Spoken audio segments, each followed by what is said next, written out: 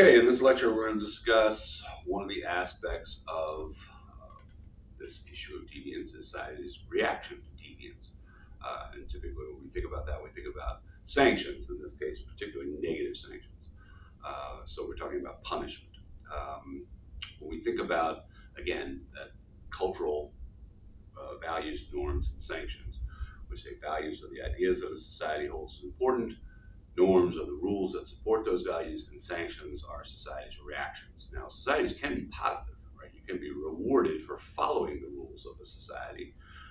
But then, of course, what we're focusing on here is that concept of negative sanctions. What happens in our society when a person breaks the rules, and specifically the laws of the society, the written down norms?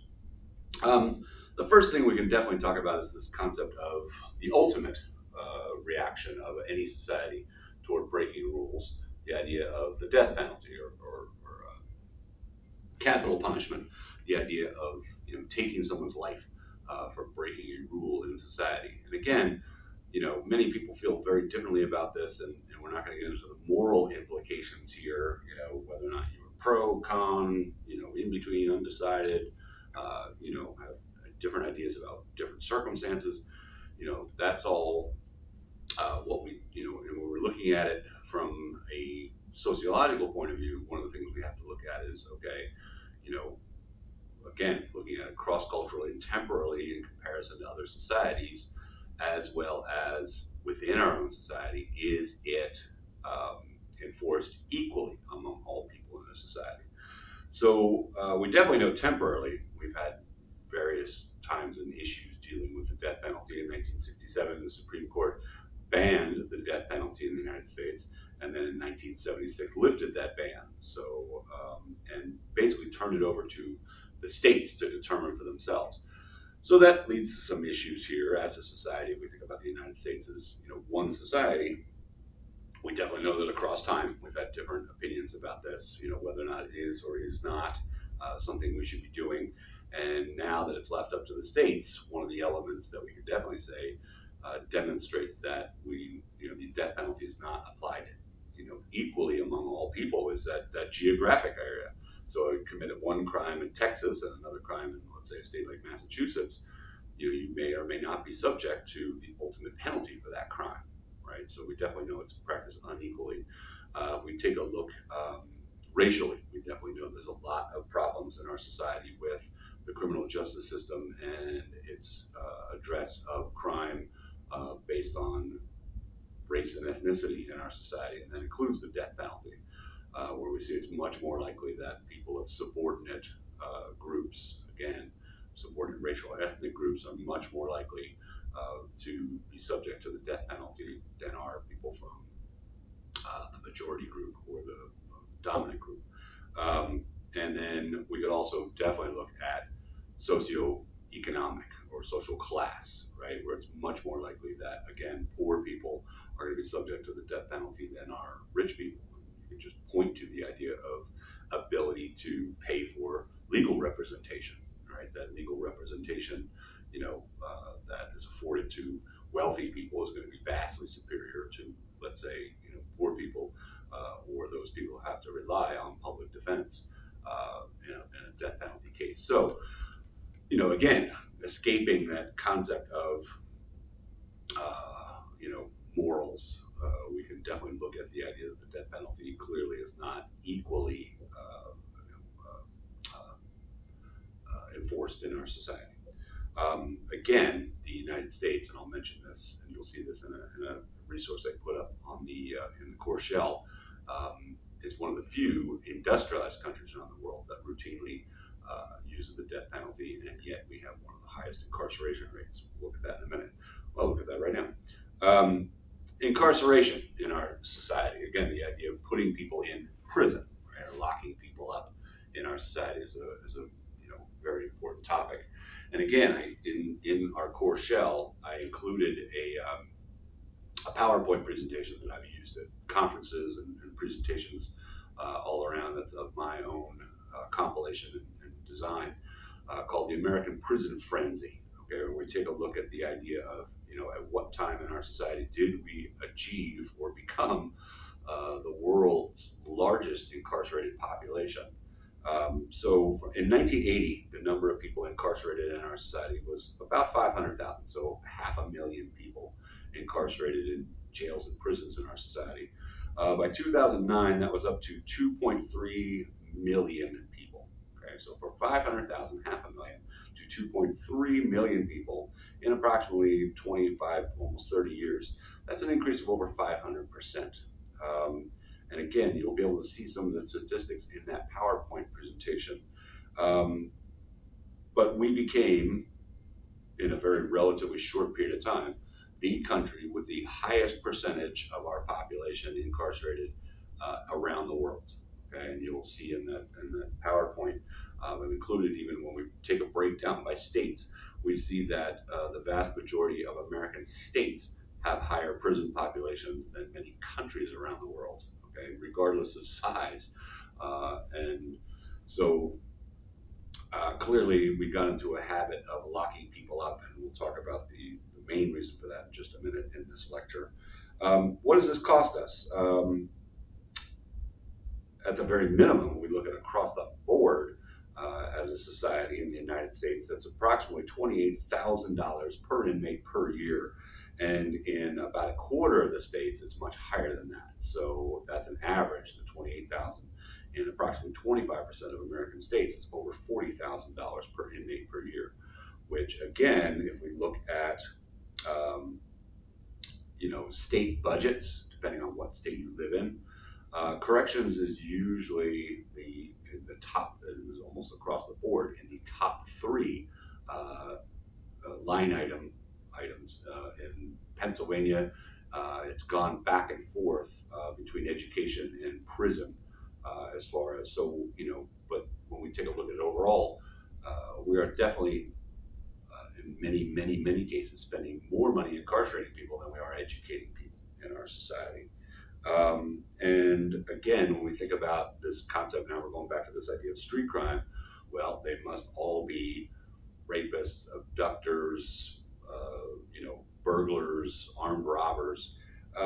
In 2011, about 47%, so close to half of all inmates in the state prison were locked up for non-violent offenses. So not those things we call street crime, largely. Again, we'll talk about drugs in just a second. So we definitely know that in a relatively short period of time, we have achieved the dubious honor of having the largest incarcerated population of any country in the world, in the United States. A large part of that has to do with this concept of mandatory minimum sentences. Again, I'm not going to turn this into a legal class, but when the legal justice system, when you go to jail or when you're charged with a crime, you go to court, obviously. And up until about the 1980s, judges had a lot of latitude and a lot of leeway as far as sentencing, what was going to happen to you. So the prosecution presented their case and the defense presented their case, and the judge could largely decide what the outcome was going to be, whether or not there was going to be a prison sentence, probation, other types of outcomes. In the 1980s, it became a political device to say, again, many politicians were getting quote unquote tough on crime, said we need to pass mandatory minimum sentences. In other words, if you're convicted of a crime, there's going to be, again, apart from the criminal code, which already had guidelines. So you might have watched shows like Law and Order, manslaughter 1 15 years, murder 1 25 years to life, whatever else it is.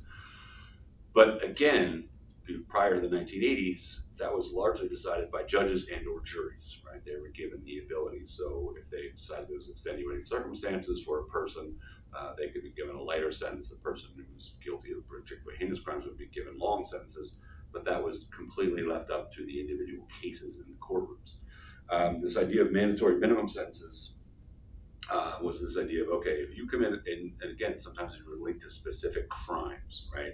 If you're caught with a certain amount of crack cocaine, to use an example, you have to be sentenced for 10 years. So a judge would not have the ability to say, okay, you were caught with one single, rock cocaine piece, I'm sentencing you to probation or to a drug rehab.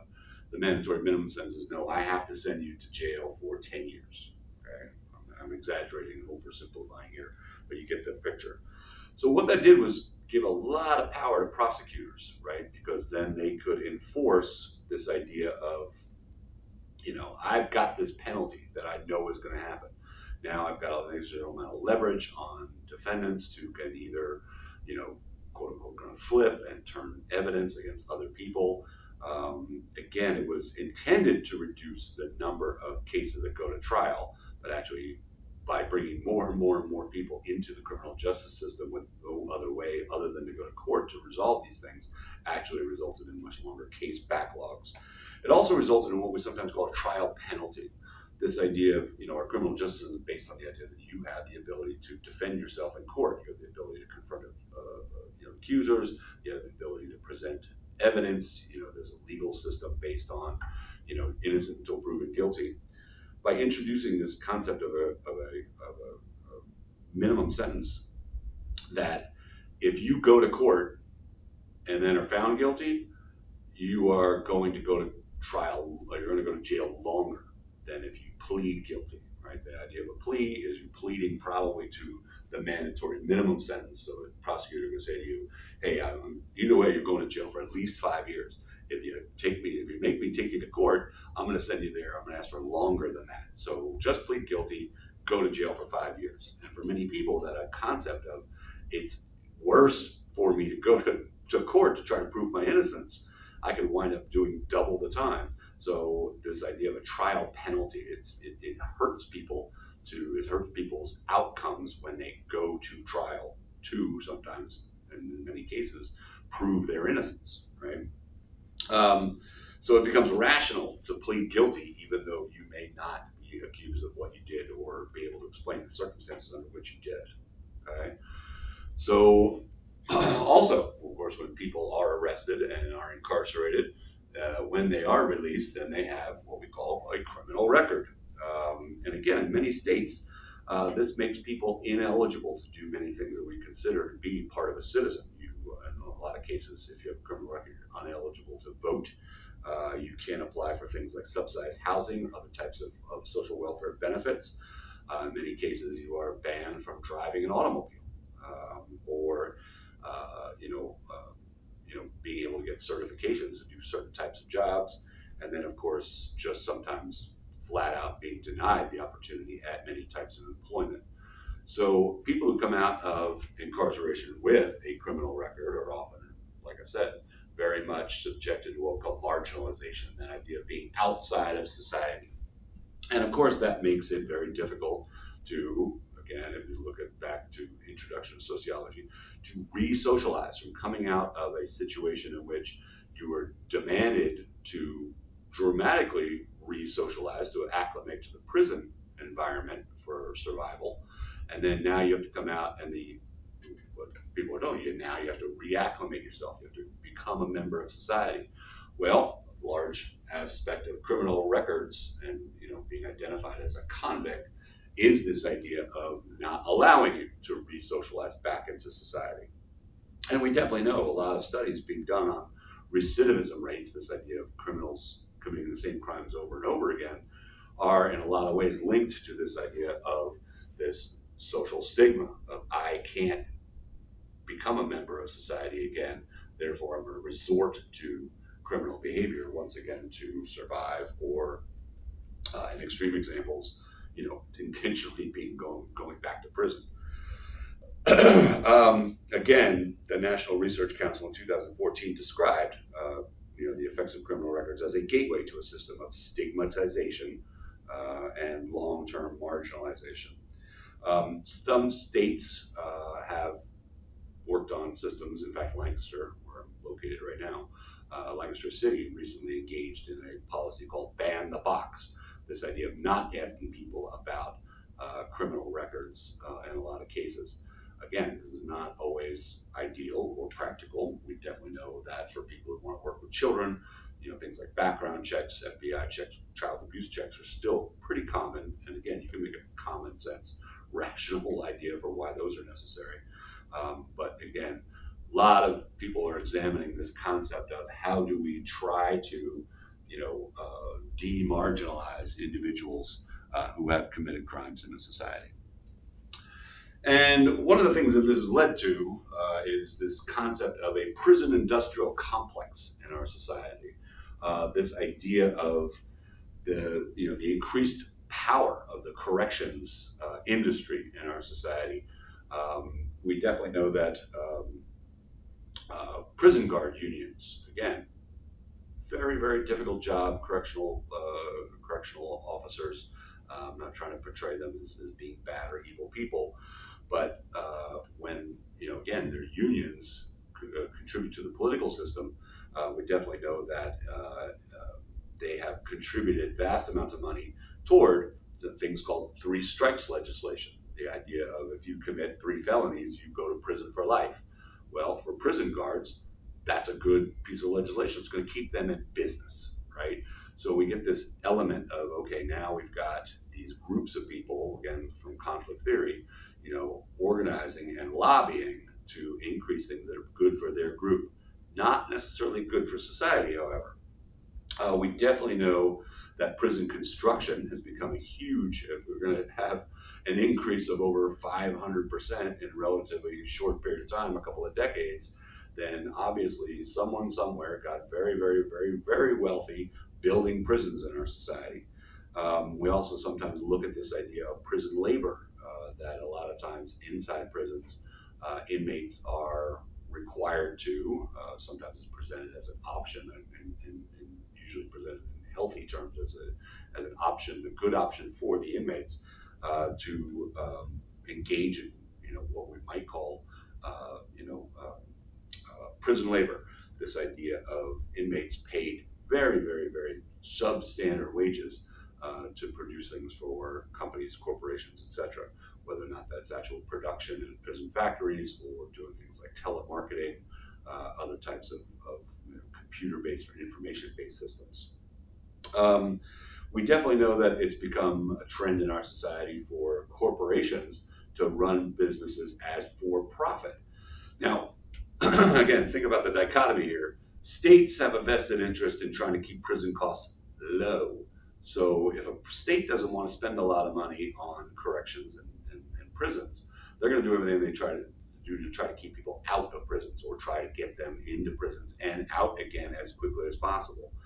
If a corporation is running a prison for profit, their incentive is to keep as many people in prison as long as possible because that's how they're going to make their money.